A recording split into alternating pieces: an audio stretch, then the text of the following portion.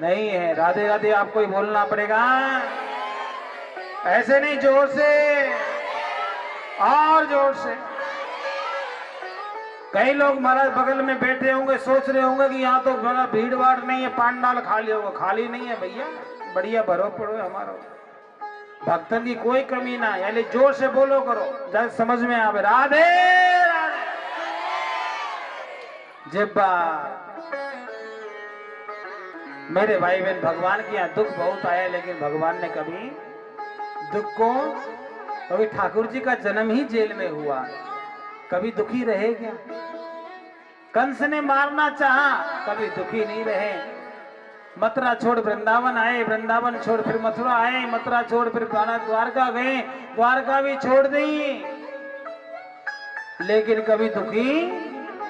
अगासुर, बकासुर, व्योमासुर, अरिष्टासुर, केसी, बड़े बड़े राक्षस आ गए। हमारे भी घर में राक्षस होते कि नहीं होते? आते कि नहीं आते दुखी करने के लिए? दुखी नहीं होना है। क्या करना है? मेरा कन्हैया हमारी रक्षा करेगा। मेरा गोपाल दुखी नहीं होता तो हम काहे को दुखी हो भैया।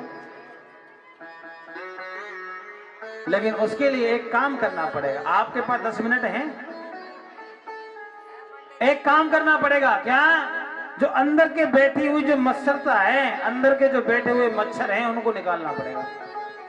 देखो, दुनिया के मच्छरों को मारने के लिए ऑल आउट लगाओ, और क्या होता है वो कछुआ, कछुआ छाप कुछ होता है, हाँ, और महाराज मोर्टीन लगाओ, पता नहीं कौन कौन सी दवाई होती है।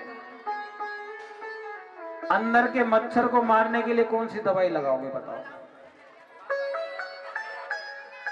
और बाहर के मच्छरों से ज्यादा अंदर के मच्छर बड़े खतरनाक होते हैं मेरी माता। होते कि नहीं होते?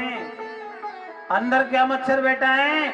मेरी एक आंख फूट जाए लेकिन पड़ोसी की दोनों, बोलो ना, होते हैं कि नहीं होते? मेरी एक फूट जाए चलेगा महाराज, कोई टेंशन नहीं महाराज। अपने एक भी मकान नहीं है कोई बात नहीं, लेकिन पड़ोसी का मकान नहीं होना चाहिए। महाराज हरीश जी के यहाँ 2-2 मकान कैसे? एक खाली पड़ा इतना बड़ा प्लॉट, एक बना रखा, क्यों? ये अंदर का मच्छर ही तो जाग रहा है। क्या होता है? इसको मारना पड़ेगा। जब तक ये मरेगा नहीं तब तक हमारे यहाँ भगवान नहीं आ सकता है। क्या नहीं हो सकता है? हमारे यहाँ भगवान नहीं आ सकता। कब तक? जब तक ये मच्छर नहीं मरेगा। एक कथा आती है छोटी सी है, आपको हो तो सुना दूं? अब मना करोगे तब भी सुनाऊंगा। क्या? एक बार एक बहुत बड़ा सेठ जी बन के महाराज अपनी जमीन बेच करके शहर में आ गए।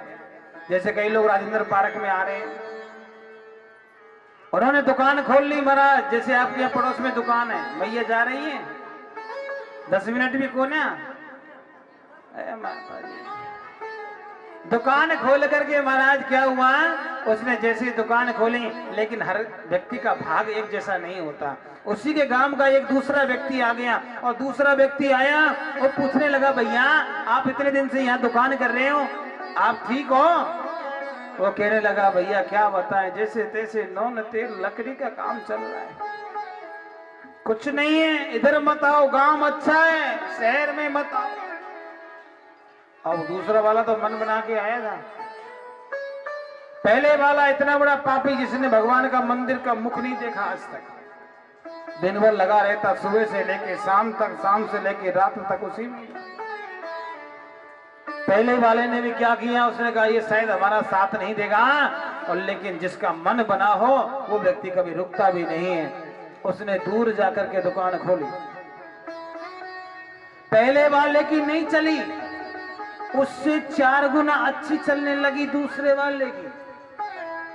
पहले वाला आया था, उसका एक आध मकान बना था, लेकिन दूसरे वाले ने कुछ ही दिनों में मकान बना लिया, दुकान हो गई, और मारा दूसरी एक कोई दुकान खोल ली।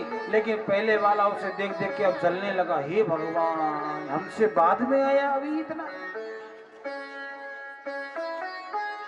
जलना शुरू हो गया। क्या हुआ?